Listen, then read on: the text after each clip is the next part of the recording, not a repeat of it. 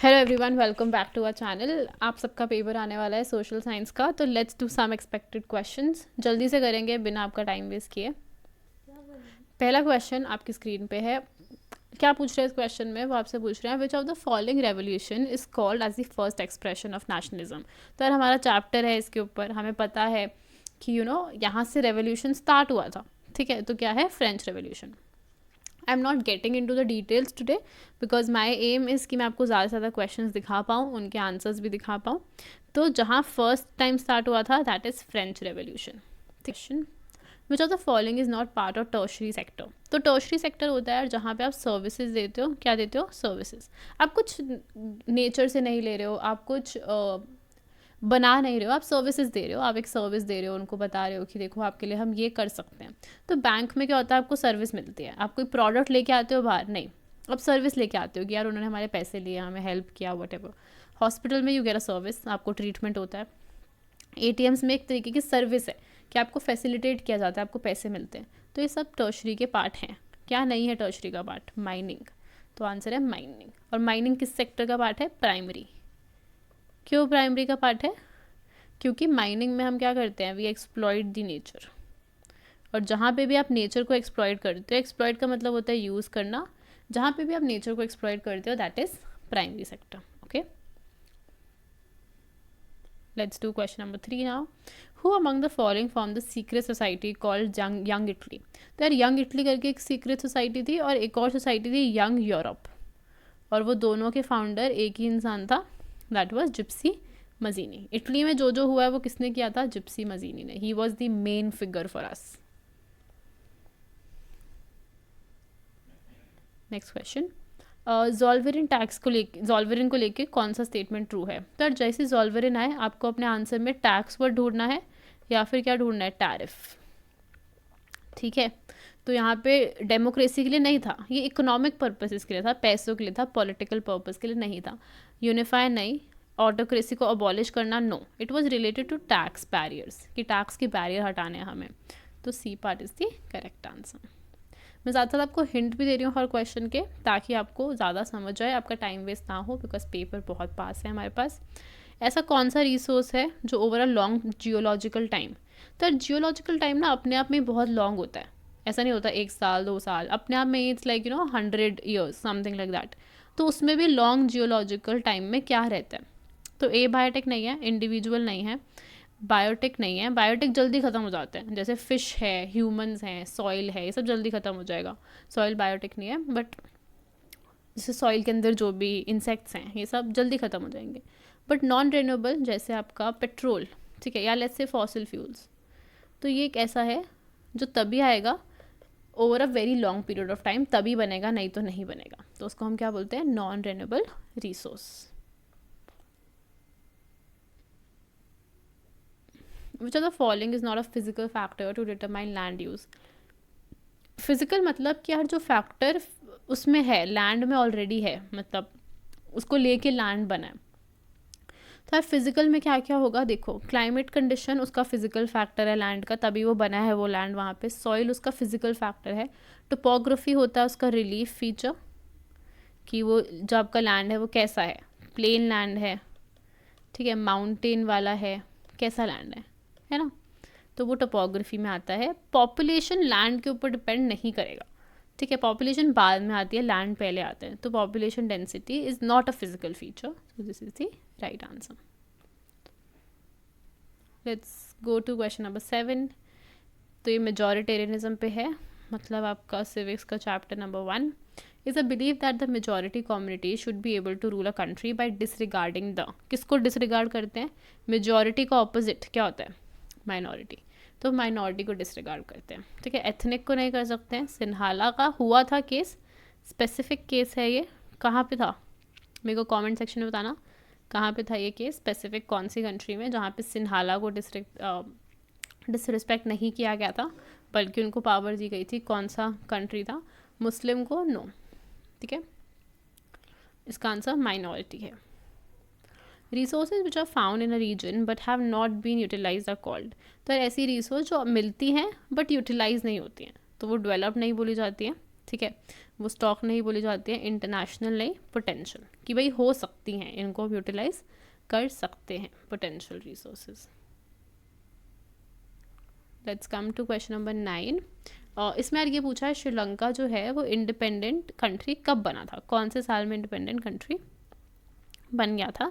तो it became in 1948।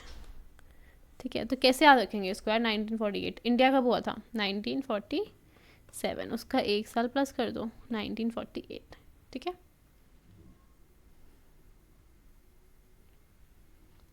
between 1970 and 1993, how many times the Belgians amended their constitution so as to work out an arrangement that would enable everyone to live together।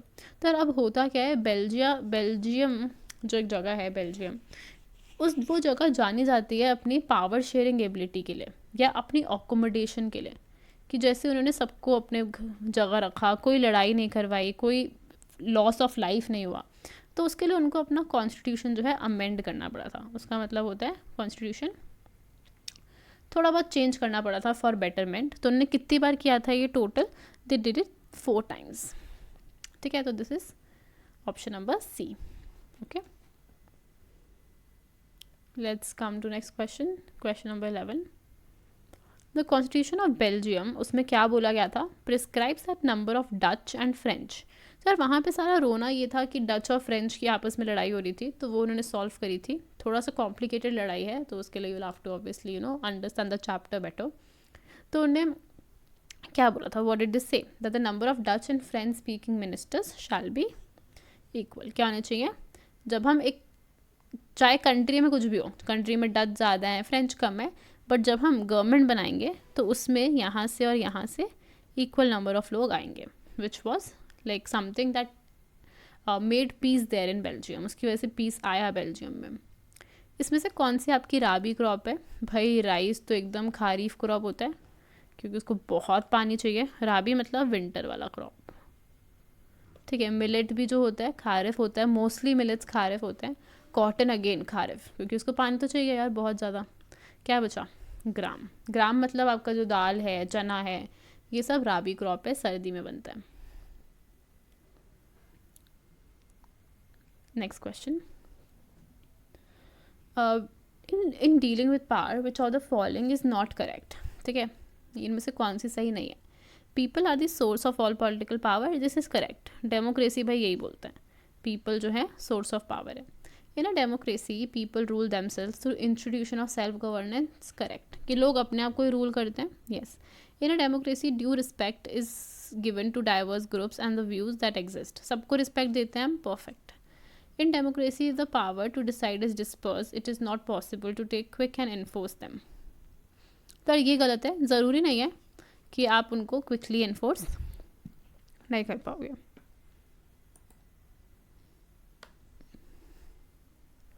Which of the following does not represent power sharing? इनमें से कौन सा power sharing represent नहीं करता। देखो, horizontal power sharing मतलब आप ऐसे पावर शेयरिंग कर रहे हो, जैसे इंडिया में होता है, लेजिस्लेचर होता है, एग्जीक्यूटिव होता है, जुडिशरी होता है, तो वो हॉरिजॉन्टल पावर शेयरिंग है एक ही लेवल पे, बट ये सब अपना अपना काम करते हैं। वर्टिकल ऐसे होता है, ठीक है, जैसे इंडिया में है, सेंट्रल है आपके पास, स्टेट है, फिर डिस्ट्रिक्ट है, लोकल गवर्नमेंट है। बेल्जियम में होता है कि उनके पास कम्युनिटी गवर्नमेंट भी होती है। तो ये सब तरीके हैं पावर को शेयर करने के। जहाँ 1 आ जाएगा, जब भाई एक ही पार्टी है तो क्या पावर शेयर हो रही है, तो D is the right answer.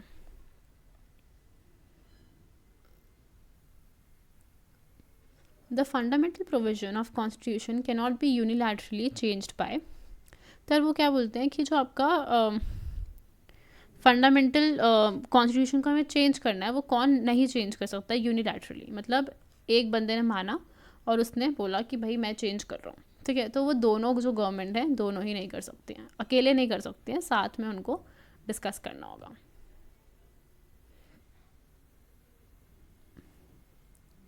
Central government और स्टेट गवर्नमेंट रेजेस रिसोर्सेज, मतलब वो पैसे कमाती हैं।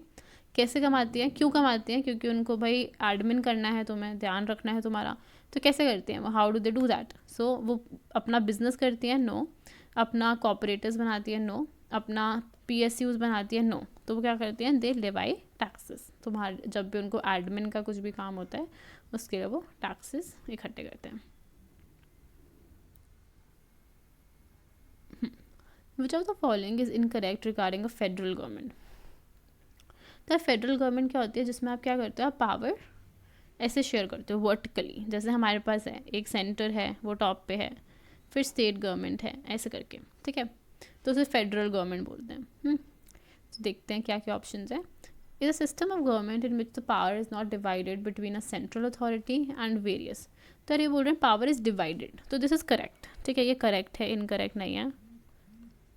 Federation has only one level of government, भाई ये इनकरेक्ट है, ठीक है, ये तो बिल्कुल ही इनकरेक्ट है कि कह रहे एक लेवल। फेडरेशन का मतलब ही होता है मल्टीपल लेवल्स, ठीक है, तो वन तो नहीं है, तो बाकी मुझे रीड करने की भी ज़रूरत नहीं है। This is incorrect and I will mark this. आगे चलते हैं। Which one of the following is not a development goal for the landless rural labourers. तो रूलर मतलब जो लोग विलेज में रहते हैं, लेबरर्स मतलब जो लोग रोज़ का काम करते हैं, लैंडलेस मतलब उनके पास लैंड नहीं है, तो उनके लिए डेवलपमेंट गोल क्या नहीं है इसमें से, ठीक है। More days of work and better wages, ये तो गोल होगा ना उनका, this is a goal for them. Local school is able to provide quality education for their children, obviously this is a goal कि भाई वो चाहते हैं कि स्कूल में ये सब हो। There is no social discrimination, yes this is a goal. ये जो है नेगेटिव है कि वो लीडर ना बन पाए, सो this is not a goal for them, है ना, तो this is the correct answer, D part is the correct answer. What is per capita income. तो यार देखो, इनकम हमको पता है क्या होती है ना, उसके आगे अगर पर कैपिटा लगता है ना तो उसका मतलब होता है पर पर्सन। क्या होता है उसका मतलब, पर पर्सन। तो क्या आएगा, टोटल इनकम जितने लोगों ने कमाई है अपॉन टोटल पीपल, है ना। तो देखते हैं, तो ये एक इंडिकेटर है to show the living standard of men, सिर्फ मेन का नहीं होता भैया, ठीक है, show the living standard of ministers, no, living standard of people, yes, सिर्फ चिल्ड्रन का भी नहीं होता, पीपल मतलब सबका होता है, तो क्या आएगा, सी पार्ट।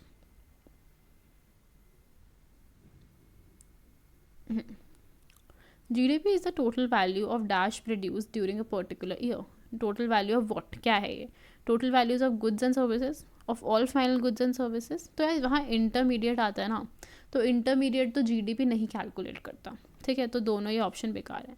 अब इन दोनों में से कंपेयर करो कौन सा बेटर है। बेटर वो है जो मुझे ज़्यादा डिटेल दे, कौन सा दे रहा है मुझे ज़्यादा डिटेल, फाइनल। तो क्या आएगा यहाँ पे, फाइनल गुड्स भी चाहिए और मुझे क्या चाहिए, सर्विसेज भी चाहिए, तो B part is the right answer.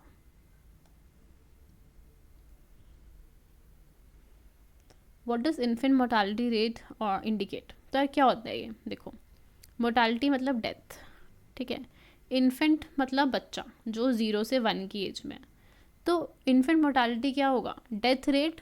किसका डेथ रेट, भाई उन बच्चों का जो अपना फर्स्ट बर्थडे भी सेलिब्रेट नहीं कर पा रहे, ठीक है। क्या इंडिकेट करता है वो, लिटरेट पॉपुलेशन, नहीं, वो लिटरेसी रेट का काम है। Number of children that die before the age of 1, yes ये बताता है हमें, ठीक है। नंबर अटेंडिंग चिल्ड्रन, अटेंडिंग का नहीं बताना, वो हमें कौन बताएगा, gross enrolment ratio. Number of children born in an year, ये कौन बताता है, बर्थ रेट। मुझे बहुत इन्फेंट मोर्टालिटी रेट बहुत स्पेसिफिक होता है, एक तो वो डाई के बारे में बताता है और 1 ईयर के बारे में बताता है, तो B part is the right answer.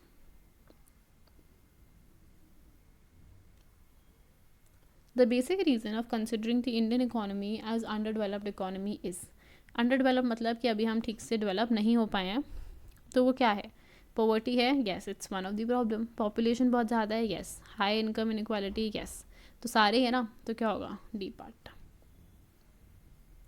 ये सभी रीज़न है कि हम लोग अंडर डेवलप्ड में काउंट होते हैं। At the time of independence, nearly 76% of the population was dependent on agriculture sector. तो जब हम इंडिपेंडेंट हुए थे 1947 में, तब ऐसा था कि अगर 100 लोग हैं तो उसमें से 76 लोग किस में काम करते थे, एग्रीकल्चर में, ठीक है। करते करते यार लोगों ने डिसाइड किया कि नहीं हो रहा, over the years life style इतना बदल गया कि उन्होंने कहा यार अब थोड़ा कम लोग हो गए इस पर डिपेंडेंट, तो अब कितने हैं, 50%, ठीक है।